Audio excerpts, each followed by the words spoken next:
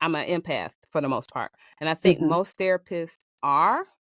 But there's some that are not, because I've seen some narcissistic ass therapists. Okay, that sounds fucking weird. Like, how could you? That sounds like the opposite of being a therapist to me. Like, I would think that a therapist would have to be 70% empath at some point, because wouldn't you have to care in order to sit and listen to someone? Or wouldn't you have to care in order to say, okay, how do you think we should fix this? Or have you tried this? Or come up with a solution? Like, how the fuck are you a narcissist? Because some people prey on other people. You're right. Let me shut up. Okay. You are now tuned in to the dopest podcast, What's Been Better, with Sly and Lori's Sit and Chop game. So buckle up your seatbelts and open up your mind. What's Been Better is about to go live. This is episode 23 of What's Been Better. This week, we're talking about therapy. Typically, we talk about my experiences as a client, but this time, we're going to talk about Lori's perspective. If you've been here before, you know that we cuss. And if you're new here, please get used to how we emphasize. Also, like, share, subscribe, do something with this episode, but do not keep it for yourself. You know we love positive reviews because they help other people find this show. Thanks in advance. Yes. All hey, right. Sylvia. Hey, y'all. Hi. Hey, everybody. Hi. How's everybody doing? How your mama doing? All that good stuff. Like, right. All of those things. Right. Right. Well, I'm hot. You hot. Atlanta's hot. The block is hot. Let's get into this. Girl, let me start by asking you what's been better. 75 things are better. I'm having a tough time trying to figure out what's better. So if you follow me on any of my platforms here, any social, you know that we are having a bathroom renovation that we have been waiting for since 2017. Like, let's stop there. We no longer have pink tile in one of our bathrooms. Holy shit. So that has been amazing.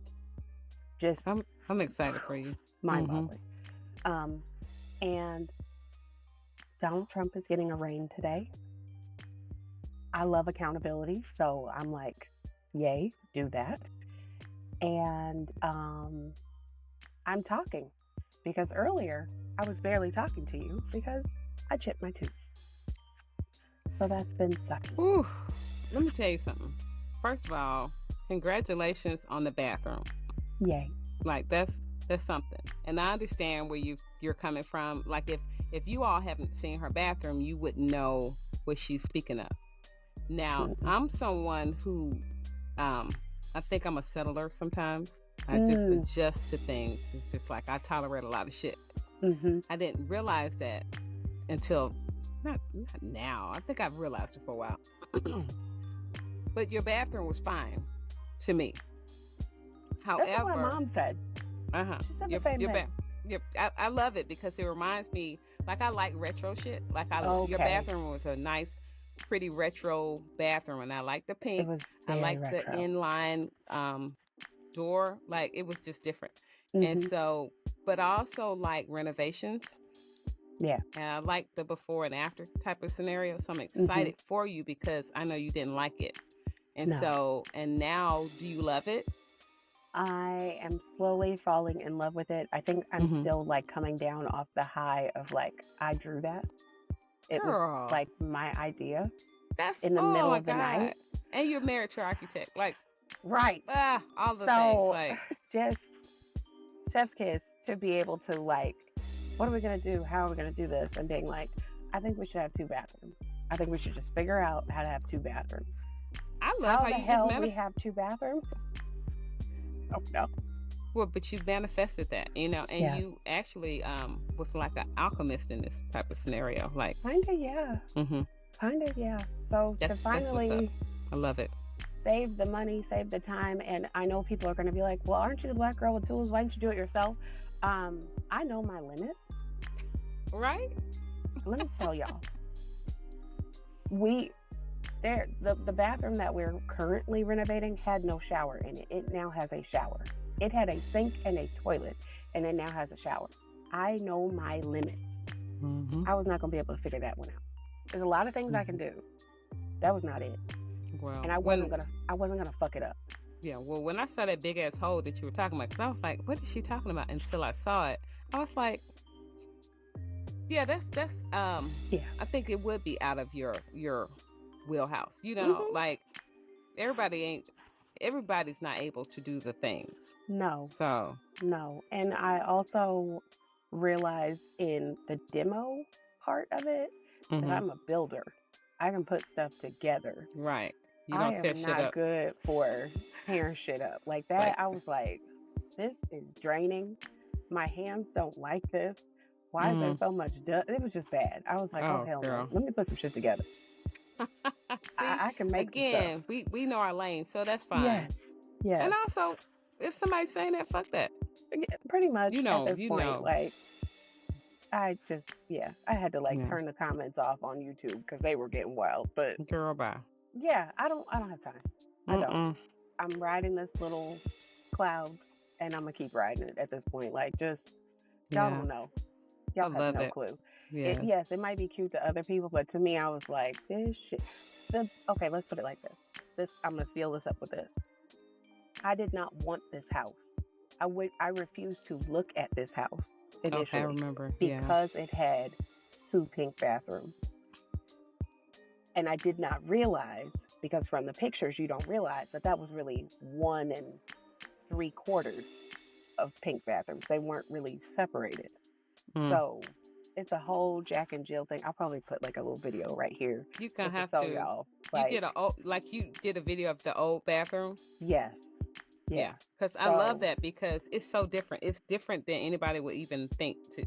You wouldn't even know. Yeah, and it's so hard to explain to people. Like, it's not quite a Jack and Jill, and it's not quite like 1 whole bathroom, and it's not 2 separate bathrooms. But when I tell you it is now, yes, it is now. So that's what's up. Very happy. And I'm gonna say you're a trooper, because if this were me today, I'd be like, I ain't doing shit today. I know. If my mouth was hurting, right? So yeah. So you actually give me hope. Your inspiration, honey, and your pain tolerance is off the chain. So it is. Let's just say I'm doing better, because I can at least laugh now. Because this morning when we talked, I was not laughing. Yeah, you sounded a mess. I ain't gonna even lie. So the medicine is working. I appreciate it. God bless medicine. But, yeah, very God thankful bless all for of it. So anyway, Lori, what's been better for you?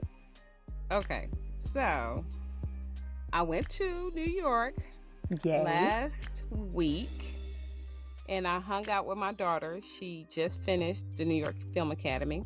Shout very, out very, to very Tori. proud of her. Congratulations. Yes, very proud of her. And her willingness to push through, because not only was this a graduation from a film academy where she realized that her art or her artistic ability really lies in photography, and that was a part of the program too. She did some screenwriting, she did some videography, and then she did photography, and then she ended with the photography. And her photography skills are off the fucking chain. I'm like, is that my daughter? Like, and what's so interesting is she said that she liked photography because of all the pictures that I used to take when I was growing up and in college and things like that. So we never know, parents, how we influence our children, especially in the arts. You know, the things that we do, we sing, we dance, those things carry over. So whatever y'all doing, keep doing it. But it really helped me to see her in another light, which it was really exciting to see. But not only did she graduate from there, she also graduated into adulthood. And I'm really happy. This was like a coming of age in a sense. Like she is 29, but she's, she'll be 29 next week. But a lot of her was like this little kid, and how she perceived life. And she perceived life through her teenage life, or from when she was small or things like that. And now she's living in an adult life. And that was really beautiful to see, And also, as she's learning from me, she's learning that we need to be not only mature, like age-wise, but mature emotionally. Yeah. So she's finding some of these things out, and so I'm really proud of her. New York was fun. I ain't gonna lie, Isn't it? we had a ball. It's great. It's a great place. Yeah, it I was love that fun place. it was fun to walk down and just be in the neighborhood with all the people, and it's so different from suburban life. Like to be in my neighborhood. Mhm. I mean, I'm able to walk in my neighborhood. We don't really have sidewalks. We can walk on the, you know, but they have sidewalks. They do like their lights every corner, you know, and they have bodegas. Man. Yeah. And I don't know if sometimes people don't know what a bodega is, but it's just a corner store. It's a corner store with all manner of shit. Like all manner of shit. Anything you want, one of those corner stores has them, and they're at every corner. And so one bodega we went to, bodega, I hope I'm saying it right. It was what do you call it?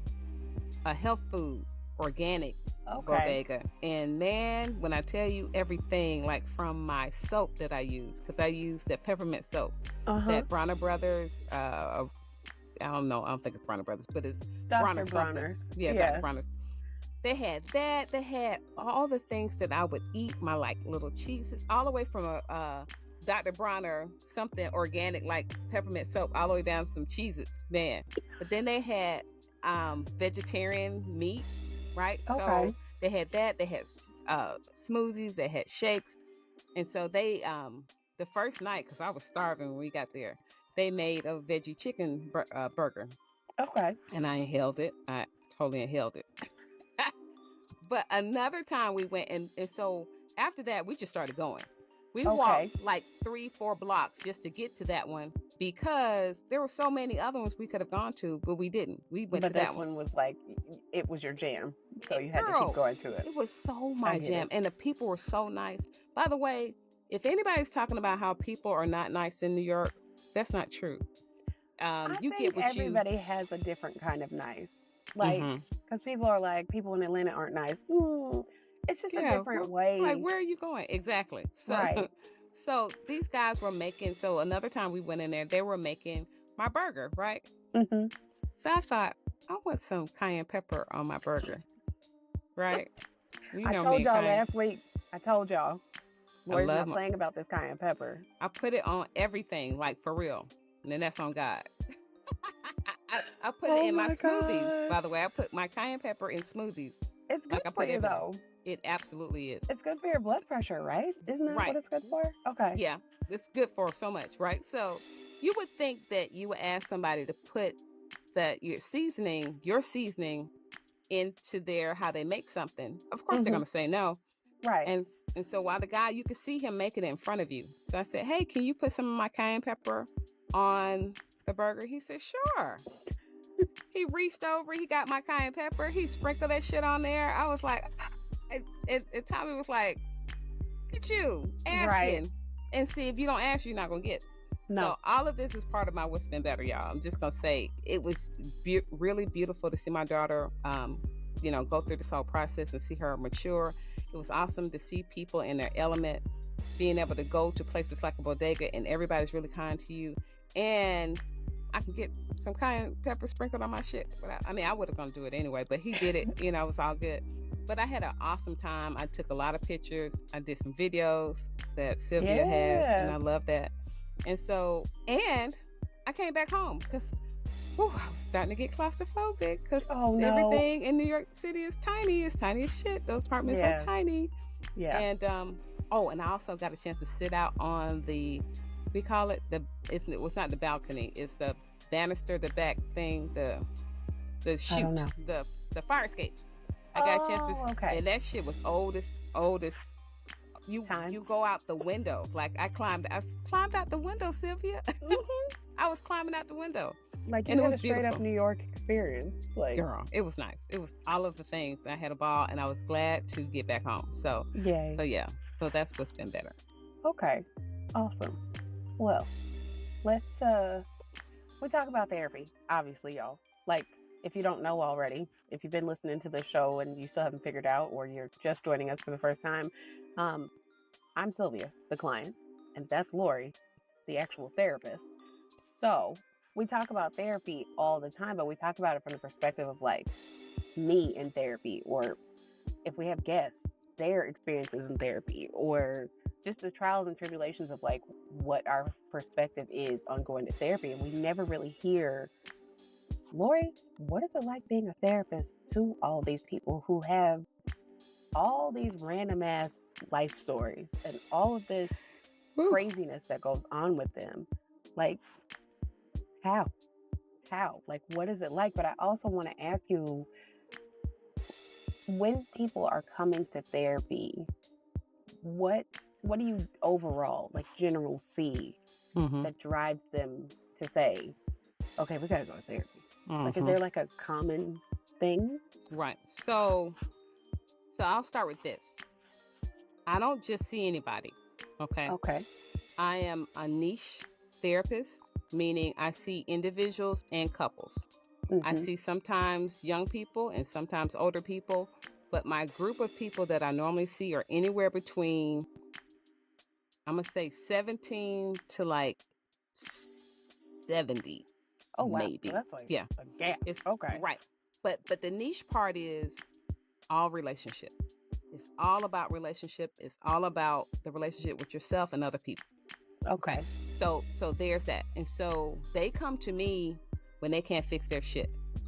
When it's gotten to a place where it gets so out of hand, right? And so the relationship, I see a lot of people dealing with the relationship with their self, and that is depression. That's a relationship issue with yourself. Anxiety, that's another relationship issue with yourself, right?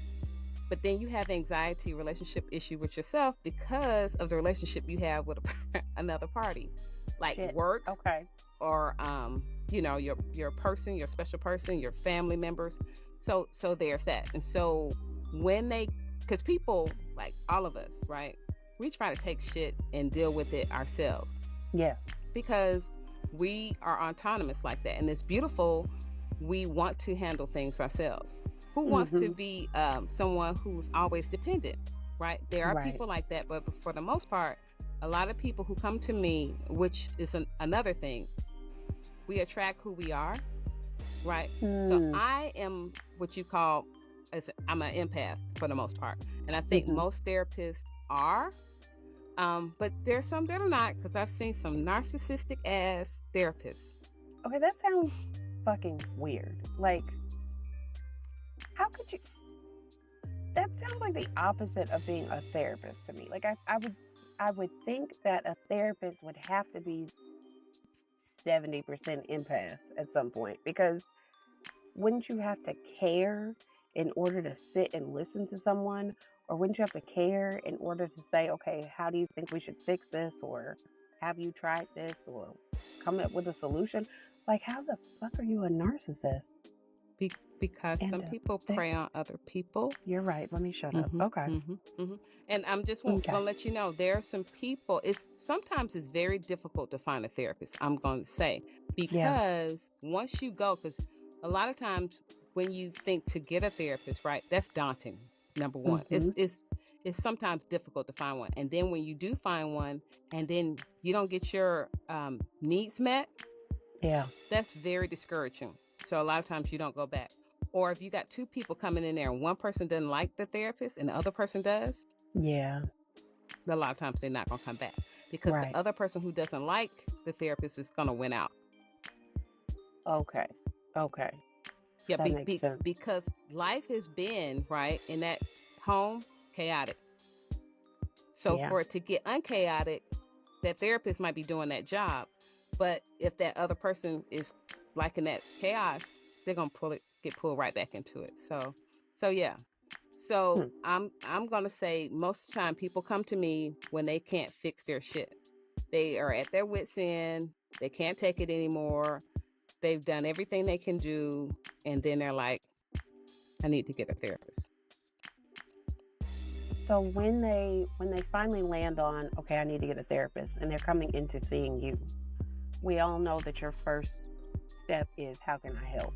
And we know that your second step is, what's been better, or second session. But in between that, are you also picking the client? Like, is there a point where you're like, I can't help them? Or is there a point where you're like, okay, this could, I think I could help them find the right solution. Mm-hmm. Okay. Yeah, so most of the time, which I'm so thankful for, I have a website, right? Mm-hmm. Move Forward CC, like counselingandcoaching.com. So moveforwardcc.com. If you go to that website, I broke everything down. So if you don't see yourself in my website, because I speak to you, I'm not really trying to talk to you about myself and glamorize myself. I'm saying, who are you? Are you this person in that particular sense? And if you see yourself in that website, you're going to call me. Right. If you don't see yourself, like, I do have all types of clients. Majority of my clients, probably about 98%, are African American because they see themselves. But then other people who are not African American, they see themselves too in what I'm saying, right? And so that's how I, of course, I draw the people, and that's how they come. And so they present with some of those things that I even talk about. Yeah. Okay. So what are some of the things that you talk about that's like, oh, okay. Because like for me, I don't remember because it's been like how many years? Right. So one of them, the first thing is how we talk about things in our head, right? We have a negative narrative most of the time that's running in our head, probably about 90 all day. Yeah. Majority of the day, right? Mm-hmm. We'll say self-deprecating things. And so if you're doing that and you don't recognize it, because sometimes it's unconscious, if you're reading the website and you see that, it's like, oh man, I do that, but initially you're going to come because you're going to click me because I'm on different sites like Psychology Today. I'm on Therapy for Black Girls. So when that happens, because you go to a big thing, you don't necessarily going to find my website unless you go to that. But when you click on that and you start reading it and you find out, oh yeah, I do that. And then I'll talk about relationship issues, about how couples are saying cruel things to each other, and then they make up and then they don't resolve the issue, and then that shit just lingers and then it comes back up again, like that, or there's another one when I was talking about as individuals, some of the things that we say we're going to do that we never do. Yeah. And then we start to beat ourselves up about the thing that we're going to do and we don't get around to it. So I create little narratives is what I do. And so if you see yourself in these narratives, then a lot of times you're going to call. Right. Okay. And so then I talked about how therapy is, because a lot of times people who've never had therapy, they don't know what to expect. Like they're afraid. Yeah. One, they think you have to be crazy to get therapy, and you really don't. You're right. Right. And so you don't need, you don't have to be crazy. Also though, if your issues are like, say if you have bipolar disorder with psychotic features and things like that, or if you are borderline personality disorder, I'm sure people have heard that. But if you have some of those ailments, I can't really keep, after about 30-40 minutes, since I see some of those characteristics play out in a session, I'm more than likely going to refer you, because I don't deal with that type of issue, right? Okay. That's out of my wheelhouse. And I would probably recommend a psychiatrist who prescribes medication, things like that. So, but getting back to how a therapy session kind of goes, I kind of go into that to share how that would go. And for me, it's a conversation. I'm not going to be trying to ask you these deep-seated things. I'm going to allow you to share with me what's going on, and we're going to have a conversation, and we're going to just talk. And that talking, I'm going to assess you. I think that was probably the hook for me in sessions with you, because I didn't feel like you were rushing to figure out what was, not necessarily what was wrong with me, but rushing to figure out, okay, how do we just fix this? Like, what do we do? It was really a feeler, like, Okay, are we going to be able to bond also? Are we going to be able to just carry this conversation? And in that conversation, yeah, I get it. You were going to like assess, but I didn't feel like I was being assessed. Right. That's the difference. That's the whole point. I'm not going to, oh, that's another thing. I'm not the type of therapist that's going to sit here and write notes. No. Not doing so that's that. another reason why I didn't feel like it, the saying used to be you're going to a head shrinker, and I didn't feel like that. It doesn't, which is very different, let me say, because I've been to a psychiatrist, I've been to a psychologist, I've been to therapists, I've been to counselors, I've been to all these different things, and everyone else except for you and my therapist in Huntsville. So my therapist in Huntsville did take notes sometimes. Sometimes. But still, between the two of you, it was really just a conversation of like, okay, how are you? What did you think about that? Really not like super deep, but still like deep enough of I was able to like just open the valve a little bit, just decompress just a little bit. But also, what I appreciate the most, that I don't know if it's intentional or not, it is a therapist that makes you think. And you pose questions and ask questions about things. It's like, I did not even think about that perspective or think about that thing. So I just clacked my teeth together. Hold on. Oh my God. Are you okay? I said think, and it just... Okay. Sorry. That's okay. And we're back. Okay, cool. Okay. Okay, I'm going to start talking. Go ahead. So, for me, one, I've been taught. I've been in school for this thing for 5 years, right? So it was a 5-year program, really 3, but I just took my time because I wasn't gonna stress myself out. But in that time frame, we were trained, right, to ask certain questions.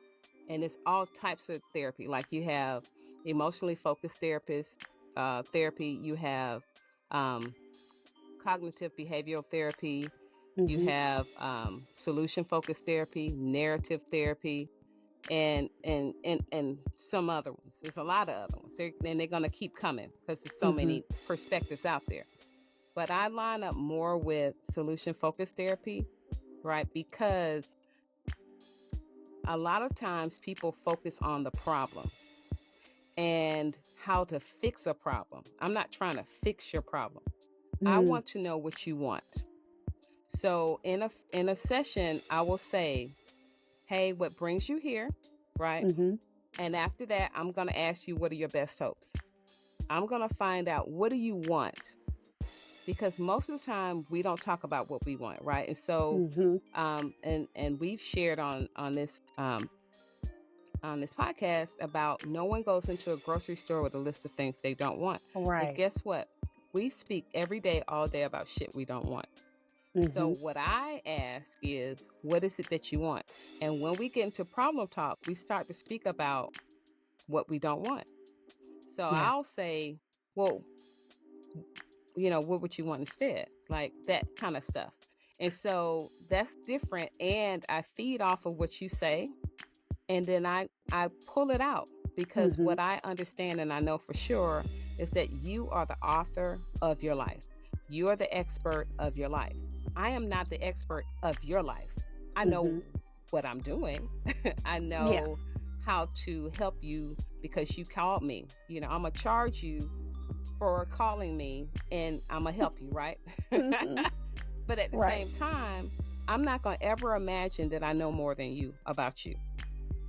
And I think for me to have the clientele that I have, the people who come back to me year after year, which I'm so thankful for, is that they know I respect them. And I'm not trying to fix them. I'm not trying to give you advice. That's not what I'm going to do. I'm not going to try to tell you what to do. I will tell you what I would do. I'm not going to tell you what to do. Right? That is and then the I'm going to and then I'm going to ask you, what do you think about so and so? And sometimes people say, I don't know. Well, I'm going to sit there until you figure that shit out. Okay. Mm-hmm. Okay. Because you know. You do know. You know. But we're so, you're so worked up. And I will say it's hard to, so it's hard to know what you want when you're in this realm of don't want. Mm-hmm. You know, where you're inundated with this problem talking, you're constantly, you know, it almost annoying. Like, I can be in a session and sometimes get annoyed because I'm like, didn't y'all want to get help? Okay, yes. But hear me out. Mm-hmm. You ask what you want, then you have people kind of a little bit of me and a little bit of I've seen other people you don't feel like you deserve.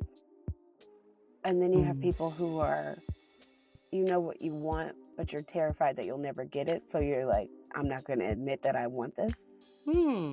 That's possible. Yeah, definitely that. So definitely it's just a fear thing of like, I don't know, but you know what the thing is, but you're like, if I let this bird out this cage, like, is it going to come back?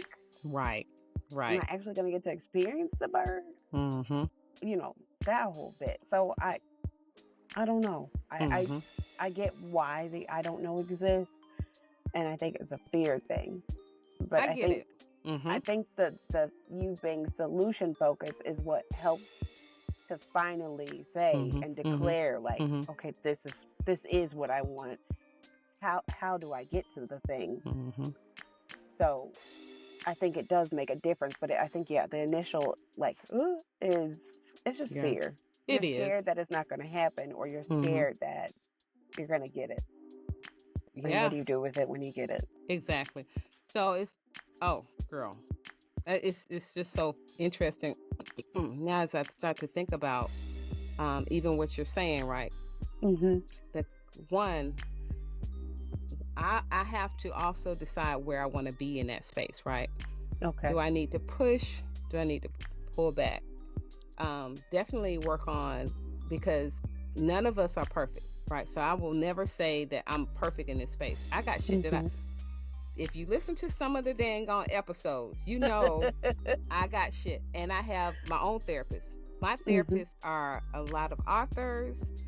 There are a lot of therapists who actually do podcasts. I've actually gone to therapy, Tommy and I. In fact, I would not have gotten married had we not gone to therapy.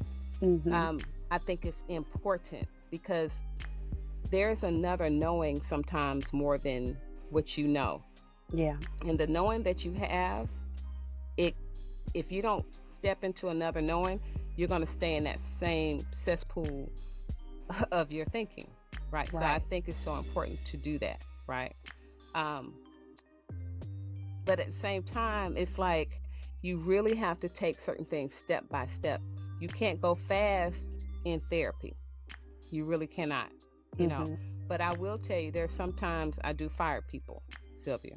I will fire your ass because I'm not wasting my time. So you audit. Okay. So give me top 3 things that get you fired as a client. Top 3. Okay. Did you write this down? Yes, I did. Okay. If you're just coming in to complain. Because I'm going to let you complain in that first session. Okay, I'm gonna let you vent, get that shit out, because we need to. Sometimes you hold so much shit, right? Yeah. You hold so much shit, and so I'm gonna let you get it out that first session. Okay. And I'm gonna give you an assignment. And if that second session, and I ask you what's been better, and all you have to do is talk about the same shit again, over and over, I might even give you a third session, but no. Wow. Okay. Because you're not doing it. You're not doing the work. You're not even trying to do the work. Even if you vented a little bit more and you did a little bit of the thing. Like, for instance, I give most of my clients, the first book I give them is 4 Agreements, right? Because to me, that's a basis for how to be in life. If you're taking shit personally, you're making assumptions on life, you need to stop that shit. Like, literally. Even if you're not necessarily doing your best, even if you're not necessarily impeccable with your words, Sylvia, if you making assumptions and you taking shit personally, that's the majority of issues. Yeah. And if you're not trying to do your own due diligence to try to fix that, first of all, I don't even want to take your money. Yeah. And I would think too, if you led with, I'm a solution focused therapist. Yeah. You can't rehearse over and over with Lori. It's not going to work. And constantly complaining and not doing your work. I think that is the thing. And also, so another thing is beating up your client. I mean, your significant other in therapy, not physically. I've never seen that, and I'm so happy. But if you're constantly badgering that person and you're not trying to see the good in them, yeah, no, okay, yeah. And so I actually, and we also work together. Like I work with lawyers, I work with judges, I work with doctors, because they'll see that some of their clients have depression, and they'll send me referrals, which I'm so thankful for. And then I do the same thing. If a person is ready to get divorced, I'm like, bet, boom, I got somebody for you, right? So we go back and forth with that. But one of my lawyer friends sent me this couple who they were divorced and they had a son. Jesus on the main line.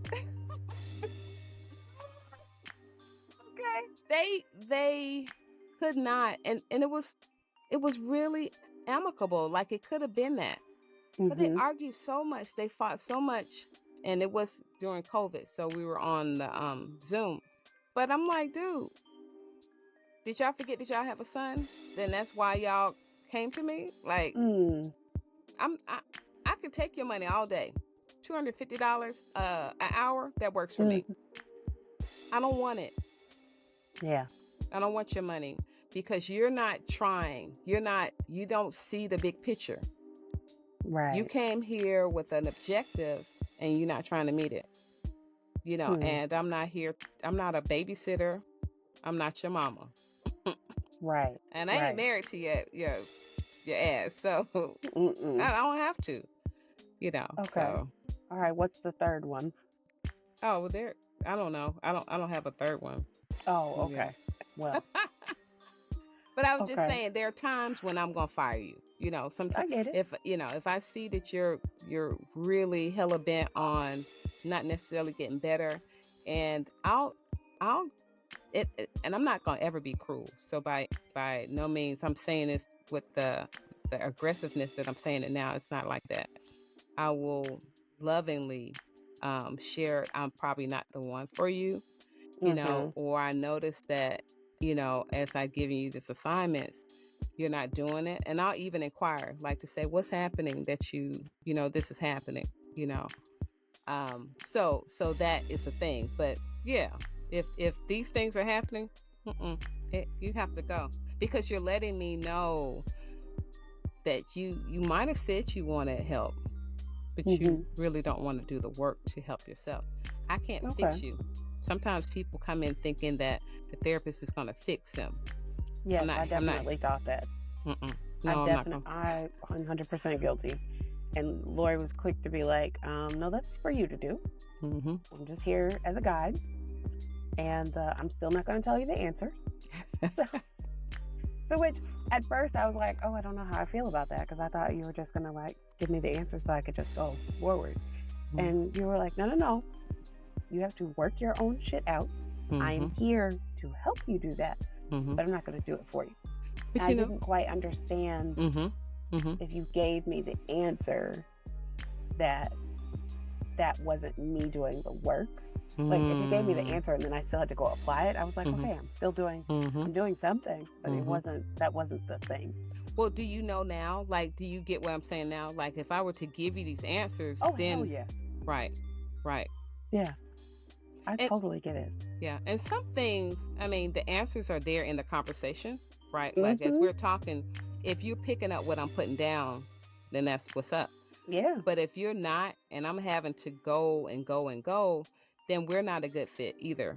because again, I attract who I am to this therapy session too. So if I'm attracting the type of people that I want to help, and in this session you really don't get what I'm saying, I don't know how to help you get what I'm saying, because I can't spoon feed you. I can, but I'm not going to spoon feed you, because it's not going to be beneficial to you. I think your level of patience is like no other either, because you have clients like me who are like not very quick. I don't get it the first time, the second time, oh, I get it now, kind of thing. So I think that's a little bit different as well. Like, you weren't easily frustrated, as I've seen in like other scenarios, or that I've experienced in other therapy sessions with like other therapists. Is like, well, I mean, we talked about that already, kind of thing. Or see, and that's interesting for me. So if you don't mind, if you could share with me what you've experienced in some other rooms, because I don't know that, right? Like, I'm just sitting over here in my little cubby hole space, and people come to me. I don't know what it's like in another therapy room. So a lot of it was, there was no comfort. I never really felt comfortable. You and the therapist in Huntsville, totally comfortable. I mean, us from probably the first 10 minutes, I can still remember. It was like I could breathe, first of all, because I had been holding my breath, I felt like, for a good 6 to 8 weeks at that point before I came to see you. So I will say that. I will say in other sessions, I think I've mentioned it before, of like just blatant disregard for, I don't want to be on medication. I'd like to try whatever, and people being like, well, you just need whatever the medication of the time was. And it was like, didn't I just say, or trying to really quickly rush and diagnose, and, because those were psychiatrists. Or if I went to a psychologist or like a counselor, it was more like, well, I just don't think that you're putting in enough effort. Are you serious? Oh, yeah. Yeah. And I'd be like, I came with the assignment. I still feel whatever I feel. And they would be like, well, I just don't think that you're putting in enough effort. Now, I might think that, right? And I might share it differently. Okay. Right? Because I just had a couple, and sometimes I'll let you fire yourself. Okay. Because you can come to an impasse. And in that impasse, because I just had a couple who, one, they didn't read the book. Like, that's a telltale for me. Yeah. And then you going over the same thing, and I was like, I said, what do you think that is, that the reason why that's happening, And so really in like the end of that session, they were at such an impasse. I said, you know what? Y'all reach back out to me when y'all ready to move forward. Okay. So you also have to hit on that you have to be ready to go to therapy. It's not a on the whim thing. And when you could tell when people are, one person's invested and the other person's not, or the other person comes in to fix the other person.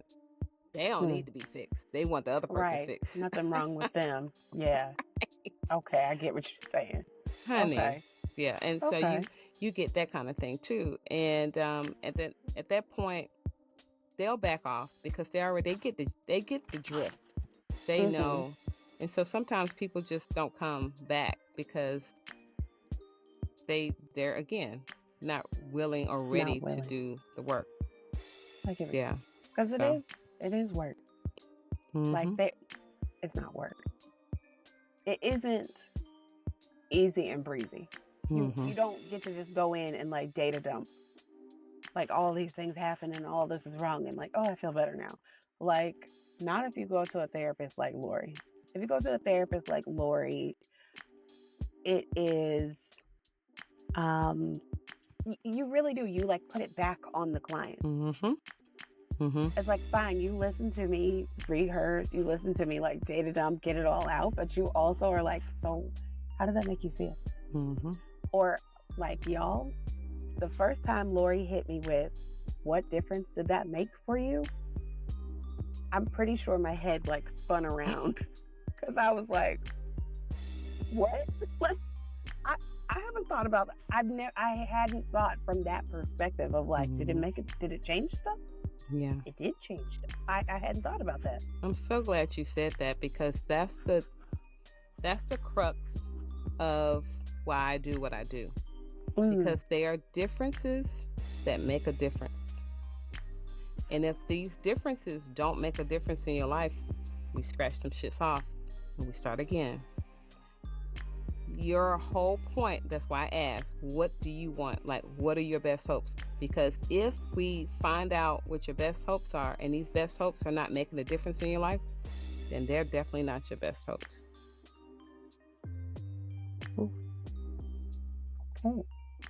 They have to make a difference. It has to make a difference that it is meaningful, right?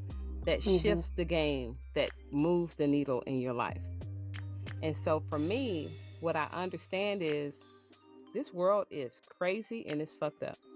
Yeah. And I know I want to be a better person. And it's almost like to say, I see better, y'all. I'm always working to be better. Here's the way, y'all. If you want my help, I'm going to show you how to be better, because 9 times out of 10, if you're coming to me, you want to be better. You want to have a better relationship. You want to have a better life. You want to get off medication. You want to do something in a way of better. And that's going to be, and it might not be easy, but you're going to leave that person. Like if you're coming to me, you're probably going to get a divorce.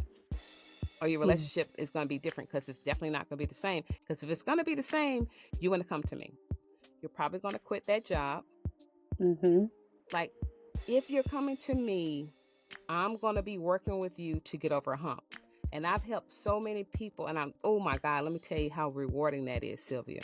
That people are leaving narcissistic relationships and life is so much better. Or somebody moved out of a horrible situation they were in, and they moved out. They got a better job. Like almost, whoo, I ain't gonna cry. Whoo, girl. Keep it together. But to know can we that, talk about like I'm still here because of you? Thank you. People are still alive. You get what I'm saying? Yeah. Like you could leave here, like leave, and it's not me. So I'm never kind of glorifying myself, because I don't think I'm the shit like that. I'm going to be a mirror, and that's who I am. I'm a mirror because I want to see you see yourself and who you can be. Yeah. And when you see who you can be, a glimpse of who you can be, that's why I say, what are your best hopes? Because when you see a glimpse of who you can be and you start to walk that walk, it ain't pretty. Yeah. It is not cute on every day. The days when it all comes together, you be like, okay, yay. But getting to that day,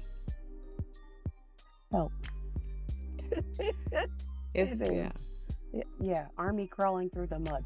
Girl. Yeah. I'm your cheerleader. That's another thing. I'm your cheerleader. I'm your encourager.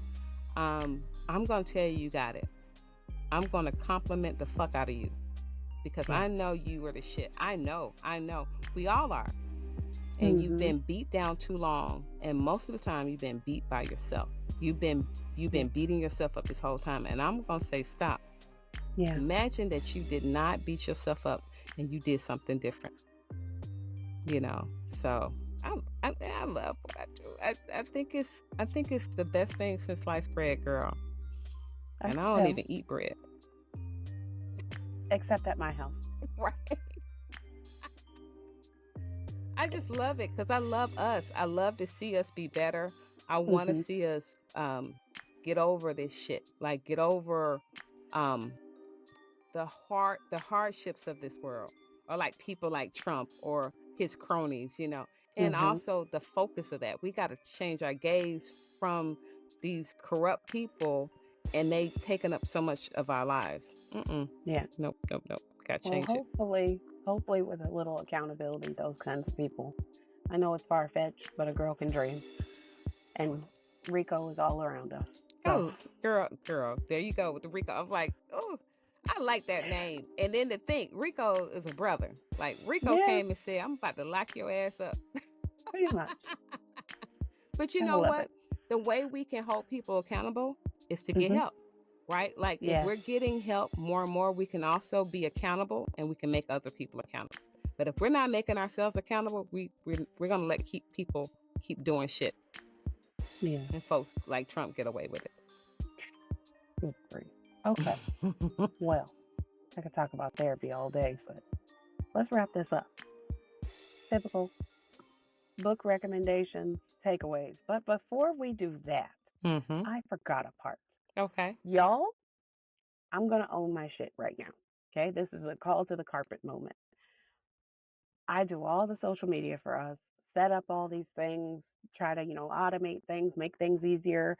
But the one thing I do is I avoid Facebook like the plague. Okay. I avoid it. I admit it. I avoid it. And so I've spent the last year and what are we on now? 7 months, 8 months avoiding Facebook, but also complaining that I didn't feel like we had very much engagement. And where was everybody? And how come nobody was listening to us? And how come nobody wanted to talk to us? And there's no comments. And y'all been on Facebook this whole time. This whole time. So all 8,144 of you, shout out to y'all. Thank y'all. We love y'all. We're going to do a lot better. By we, I mean me, for sure. I'm going to do a lot better in engaging with y'all. Me too. So, Me too. I don't do a lot of engaging because Sylvia knows. First, we ain't gonna go into all that today. But I'm gonna do better. Yes. You'll see the my key face. is to do better. Yes. The key is to do better. So, okay, let's get to these book recommendations. What are you reading this week, Lori? All right. So while I was in New York, and this is the shortest book I've ever listened to. It's only 55 minutes. It's called As a Man Thinketh by James Allen. It's excellent, y'all. It's so simple, but it's excellent. As a Man Thinketh. I blinked and it was over, but it was really good. And I have to listen to it again. Practicing the power of now. So I'm gonna tell you, this might not be for the how can I say this? Practicing the Power of Now by Eckhart Tolle, Tolle. Oh yeah. That's deep. That book is gonna transcend your ass out of here into another world. You're gonna just become a whole angel. That like Have this. you read Purpose Driven Life by him? Is that the one by him? Is No. it? It's a different one by him. Yeah. It's I an think orange so. covered book. It was like an Oprah book way back, Okay. Eckhart Tolle will have you he'll put you in a chokehold. Let's just start there. That book is less than 3 hours, but I probably heard that book 10 times because I had to keep recording, rewinding, listen again. And so I'm definitely going to have to listen to that one again because the way life is ain't going to allow you to really live in the now, but you can practice. And so what I'm listening to now also is The Journey from Abandonment to Healing by Susan Anderson. 3 books. Okay. Yeah. So The Journey from Abandonment to Healing, that's it. I'm in chapter 2, so I can't say it's excellent, but what I've heard so far is really good, and it's really helping people who have abandonment issues. Yeah. Okay. The book by Eckhart Tolle that I was thinking of is A New Earth. Oh, really? That one got me together quite a few years ago, and then life just turned opposite. But I'll listen for it. Yes, it's a good one. Okay. So that's 3 books. I only have 1. Okay. I had to go and get it.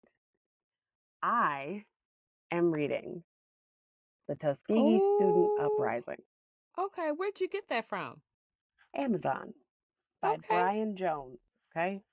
So we all know that I love my alma mater like no other, but we all know that some days I have a love-hate relationship with it. And reading this book tipped me towards I can't stand y'all. Why didn't I know about this? Holy cow. So I am not done with it. Okay. But I definitely want to hear the outcome. It's changing my perspective towards what I already thought. To loving your school more? To understanding the politics,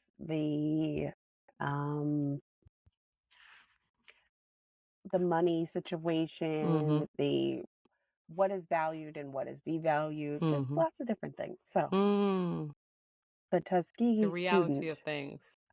The Tuskegee Student Uprising by Brian Jones. Okay. Holy cow. But yeah. Girl. Where are you in it book, by the way? Like literally just started. Literally. Okay. Just started. And the first like 5 pages I was like, okay. Okay. So yes. All right. Any takeaways? I think I have a few. But yes, Well, any takeaways from I'm you? taking away that this one was a really good episode that I feel like my hope is that people have a better understanding of what brings them to therapy and that you are not going to get fixed. You're not crazy.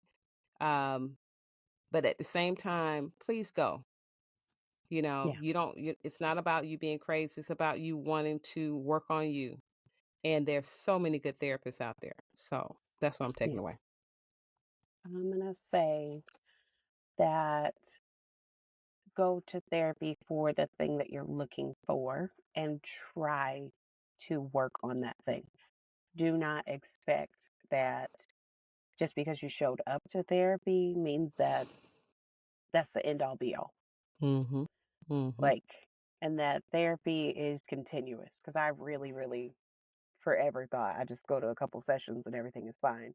I did not realize, what are we, 3 years, 4 years later? It's because life still happens. Exactly. Because once you get one thing done, something else is going to come. Yes, it's right there. It's waiting. It's always some shit. Waiting. It's always some shit. Good grief. But you're right. better, so. Yes, way better. Yeah. Okay. Well, if you haven't already, like, share, subscribe, do something with this episode, but do not keep it for yourself. We love positive reviews, even those on Facebook. Yes, please. And that's it. Thanks for listening. Thanks for watching. That's it for this week's show. I'm Lori Scott.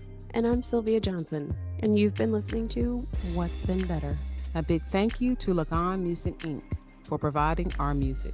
This show is edited and produced by us with a little help from our family and friends. We love you all. We want to hear what's been better for you. To be a guest on the show, send us an email to questions@whatsbeenbetter.com. Or you can find us on Instagram and TikTok at What's Been Better Podcast. Thanks for listening.